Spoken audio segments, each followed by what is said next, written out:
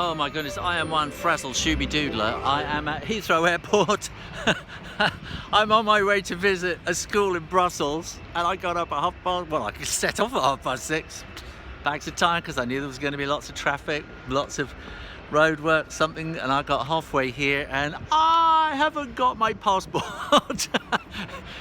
So I had to wake my son up, and he drove halfway, and I drove halfway back to meet him, and I thought, that's it, I'm never going to make it. And then I found the flight had been delayed, so I thought I could just make it. Now I've got here, they say we're catching up on time. And now I'm waiting for the terminal bus to take me from the car park to the terminal, and this is so frustrating. It's completely out of my hands. I just got to do what I can. Oh my god, I missed the flight. So anyway, it's this really nice guy. He booked me onto the next flight so I can relax, and I got myself what we call in Britain a plate of filth. It's a classic British breakfast fry-up, and I'm going to enjoy it.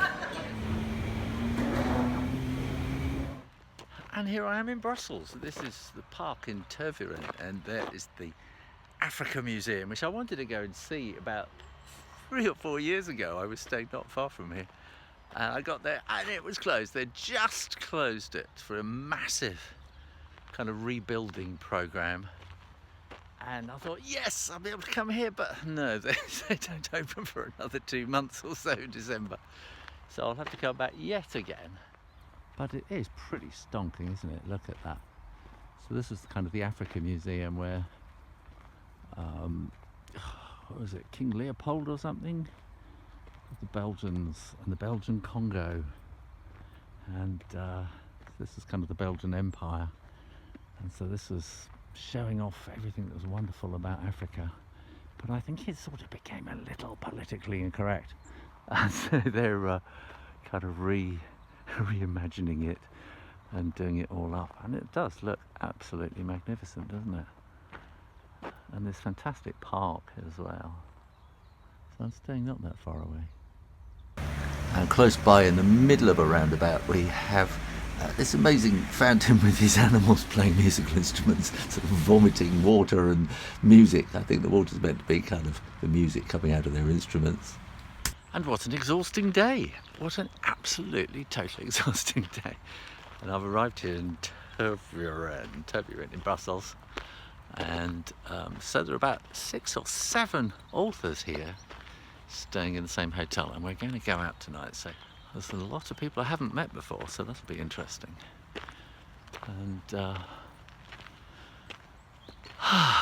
it's nice to have a little walk. And I'm going to have a little walk back to the hotel now.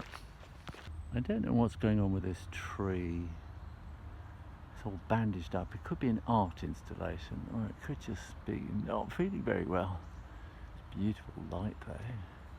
This is Tervuren, but this sky, this is such a continental sky. We don't see clouds like that in England at all. Well, this creeped me out a bit. Look, there's a little pussycat there. Wait a minute. Whoa, what the heck is that?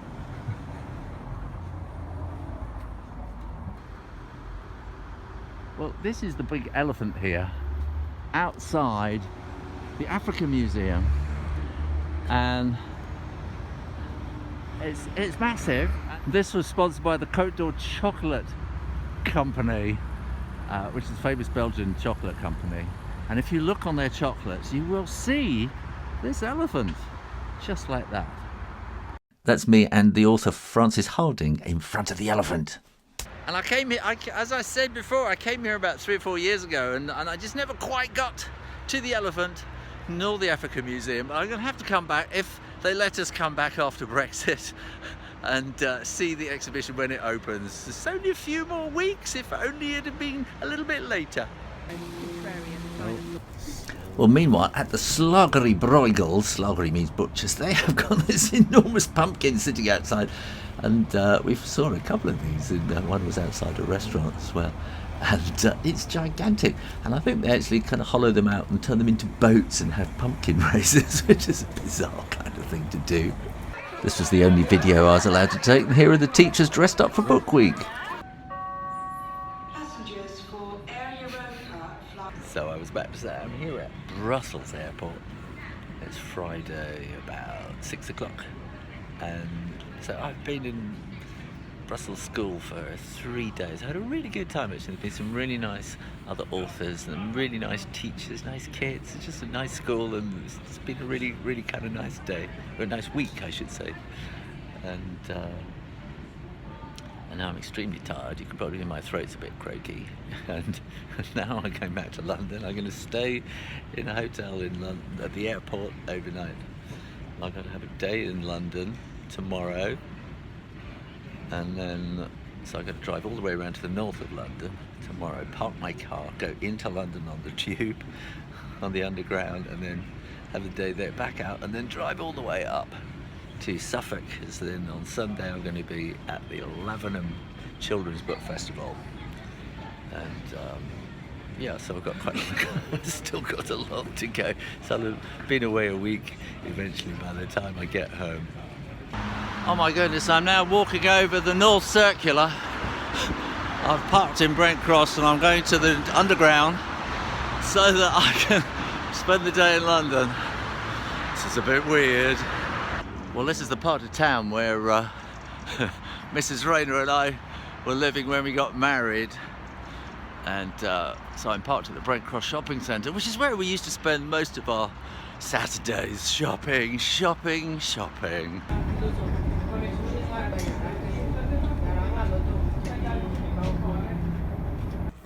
Well, this is very different. I'm staying with some very old friends near Lavenham in Suffolk, and look what I've going past my bedroom window. That's very different to everything I've been experiencing all week. And here I am at this lovely Lavenham Village Hall. This is the preschool over here, and here's the fabulous Village Hall here where I have been performing. And I've been performing with Pandora, and this afternoon I've been showing children how to draw, having a good time. Beautiful weather, sunshine. Buildings, oh, it's gorgeous across the road here. And it kind of sweeps down. And how wonky it all is there. And across the road here you can see the plaster work up here. It's called pargeting. And it's very, this is Suffolk, this is the county of Suffolk, and this is very typical of the kind of style of architecture that you'll find in Suffolk. Very, very typical of old Suffolk anyway. Well, I'm being very lucky with the sunlight here, and this magnificent building here is the Guildhall of Corpus Christi, which is run by the National Trust, who kind of run everything old and wonderful in this country. And beautiful light, this wonderful old marketplace. They asked me earlier this year, did I have any ideas for the cover for the poster in the brochure for the Lavenham Festival, and this is exactly what I kind of remembered, and this is so, this kind of says Lavenham, and I remember these kind of stripes and this beautiful pale grey. Let's come into the doorway, see the carving and stuff, and I said, could you get me some photographs? And so somebody came and took some photographs, and I kind of put it all together and created the cover for the festival. And all this carving goes way, way back, but obviously the wind and the weather has softened all the edges of the carving. That's beautiful. There's always a shop and a tea room. Beautiful colours. This is this kind of ox blood colour, which is very kind of typical of the area as well. And it's just wonderful. It's just so higgledy-piggledy. It's just that time of year, that time of day when the sun hits the birch trees, which are just turning that wonderful shade. You need this another week or so, and that'll just light up like it's on fire. When it goes more yellow and it catches the golden sunset. And again, if you remember recently, this is kind of on the way to where I was on holiday vacation recently, do you remember? And I said about the big, big skies. So this is East Anglia. And again, you get these big, big skies, which you just don't get where I live in the Forest of Dean. Well, this is Monday morning. I'm very tired, it's been a long week. And I'm working my way back home, but I'm going to have a meeting at lunchtime with a publisher in Ely. And so this is a place called Wycombe Fen. And I came here when I was a student in Cambridge. We spent the day drawing, and this is kind of how it used to be in the old days. And these are all the kind of reeds that they would make the thatched roofs of houses from. And this is kind of a wind pump behind me here, so it's not for grinding corn, but for pumping water from one level to another and maintaining the kind of the level of the water around here.